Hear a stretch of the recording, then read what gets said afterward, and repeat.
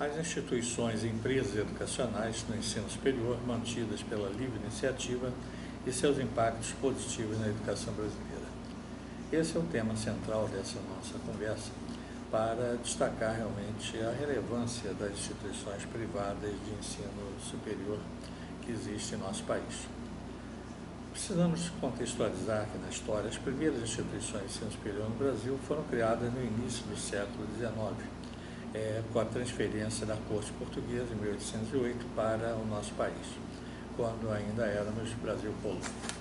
Então nós tivemos as primeiras escolas superiores sendo trazidas para principalmente atender à formação dos profissionais que estariam vinculados ao governo, porque quando a corte portuguesa foi transferida para o Brasil não tinha uma perspectiva de um retorno rápido, então havia necessidade de terem cursos superiores. E os primeiros foram criados, obviamente, pelo governo, pelo Império, na época ainda pelo governo português, mas tivemos aí realmente a criação das primeiras faculdades, das primeiras escolas superiores. Elas tinham por objetivo fornecer quadros profissionais para desempenhar diferentes funções ocupacionais na corte e eram mantidas pelo poder público de então. Com o passar dos anos, novas instituições foram criadas pelos governos federal e estaduais. Então nós passamos a ter, depois já do Brasil já república, passamos a ter também os estados criando instituições de ensino superior, as universidades estaduais. Tivemos realmente algumas com bastante resultado, além das universidades federais. Somente mais tarde foi permitido que as entidades sem fins lucrativos solicitassem autorização de funcionamento de cursos e deveriam ser universidades. Na época não se cogitava escolas isoladas e sim universidades, mas eram as federais e as estaduais, mas foi permitido que as universidades particulares pudessem funcionar. E com isso surgiram exatamente as primeiras universidades privadas em funcionamento. Mas deveriam ser universidades. Apenas em casos excepcionais deveriam ser faculdades isoladas, isso dizia a legislação. E essas faculdades isoladas, entretanto, elas cresceram mais do que as universidades. E uma das principais razões para a mudança das organizações privadas de ensino superior era os excedentes das instituições, das universidades públicas. O governo não conseguiu expandir as vagas, especialmente as federais, e os movimentos estudantis geraram impacto na sociedade, sendo encontrada a forma de acolhimento dos alunos de outras instituições. Então, ou seja, deveu-se a essa expansão para o setor privado os movimentos estudantis dos chamados excedentes. Na prática, essa orientação não foi seguida e o número de faculdades ultrapassou em poucos anos as das universidades. Lembre-se que no início deveriam ser universidades e não faculdades.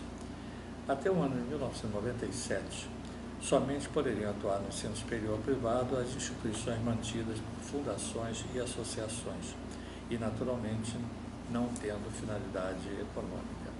Não era permitido ao segmento privado com fim lucrativo de manter instituição de ensino superior. Um decreto passou a permitir que os estabelecimentos fossem mantidos e administrados por pessoas físicas e jurídicas de direito privado. Então tivemos nesse ano 97 essa abertura para que as instituições criassem, fossem possíveis de serem mantidas até por pessoas físicas, o que acontece até hoje. E por pessoas jurídicas de direito privado. Esse princípio funciona até os dias de hoje e coaduna com o que está previsto na Constituição brasileira, que o ensino é livre à iniciativa privada. Passamos, portanto, a ter universidades, faculdades credenciadas pelos governos federal e pelos governos estaduais. Os governos estaduais, através dos Conselhos Estaduais de Educação, permitem o funcionamento de universidades e faculdades mantidas pelos governos estaduais e até os municipais, mais recentemente passou a ser permitido. Então, não tínhamos a figura do centro universitário. O centro universitário foi também criado nessa mesma época. Então, nós passamos a ter universidades centros universitários e faculdades. Os centros universitários têm naturalmente equivalência em termos de autonomia às universidades e funcionam até hoje muito bem, por sinal, mas tivemos aí realmente uma abertura da legislação nessa época, em torno de 1997. Decorrer dos anos, o número de alunos no ensino superior foi crescendo, especialmente graças à adoção de metodologia de educação à distância, erroneamente chamada pelo governo federal como modalidade. Não é educação à distância, não é modalidade, é metodologia. A Lei Diretriz Básicas da Educação Nacional define quais são as modalidades de educação e a EAD não é contemplada numa dessas categorias. É permitida e até mesmo incentivada pela lei, devendo ter o apoio natural do poder público. O cenário que se vê no Brasil nessas últimas décadas foi um extraordinário crescimento da educação graças à atuação das empresas, que são organizações com fins lucrativos, e das instituições, que são entidades sem fins econômicos que funcionam no ensino superior. Não obstante os esforços do governo federal, estadual e municipais, esses últimos passaram também a ter permissão para manter universidades, centros universitários e faculdades, o aumento de alunos é pequeno, pois a expansão reprimida por falta de verbas e por ausência de interesse público. Então nós temos, apesar de termos as universidades federais, estaduais e municipais com autonomia, inclusive de criação de cursos, mas na prática não vem existindo intensidade. E enquanto as instituições federais e estaduais não oferecem um ensino gratuito, as municipais passaram a poder cobrar. E nós temos algumas universidades, faculdades, centros universitários municipais que cobram o equivalente ao que cobram as instituições privadas de ensino, embora juridicamente sejam instituições públicas. Mas é o entendimento do Supremo nesse sentido permitindo. Não existem dados disponíveis de que se possa dimensionar o montante de recursos públicos investidos pelo poder público nas três esferas, federal, estadual e municipal. Contudo, são valores significativos custeados pelas pessoas físicas e jurídicas que são tributadas para sustentar os gastos dos poderes executivo, legislativo e judiciário. Também não se tem informação dos gastos das mantenedoras privadas ou setor, o que impede fazer um quadro comparativo.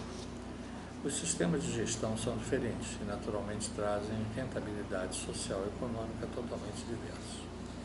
Feitas essas considerações, vamos aos resultados quantitativos que estão sendo divulgados pelos centros de ensino superior. O último censo divulgado mostra a existência de 2.580 instituições de ensino superior, sendo 2.264 particulares e 316 públicas. Então, nós temos aí uma proporção de 87,75% de instituições de ensino superior mantidas pela livre iniciativa. É um número significativamente alto em termos de quantidade, ou seja, 2.264 para 316.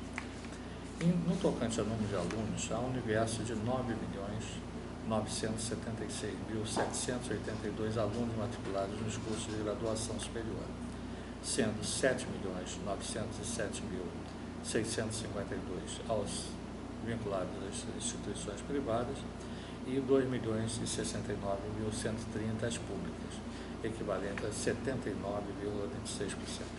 Então, ou seja, nós temos 87% das instituições e 79% dos alunos da livre iniciativa.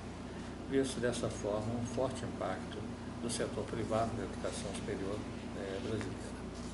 O ideal seria que as instituições públicas aumentassem o número de vagas para atender a demanda, contudo, não se vislumbram ações para alterar significativamente esse quadro nacional. Considerando que o aumento de alunos nas IES privadas decorreu da expansão da educação à distância, há uma clara disposição do Executivo Federal em restringir sua atuação e, com isso, minimizar a diferença entre público e privado. O Brasil precisa aumentar o atendimento no ensino superior para proporcionar às empresas e aos demais setores condições de enfrentar os desafios do crescimento econômico. São essas as considerações que nós temos sobre o crescimento, sobre o ensino superior e o crescimento do setor privado na educação superior, que tem sido muito bom para o Brasil, como acontece em outros países também, que prevê a possibilidade de tanto as públicas quanto as privadas funcionarem em igualdade de condições.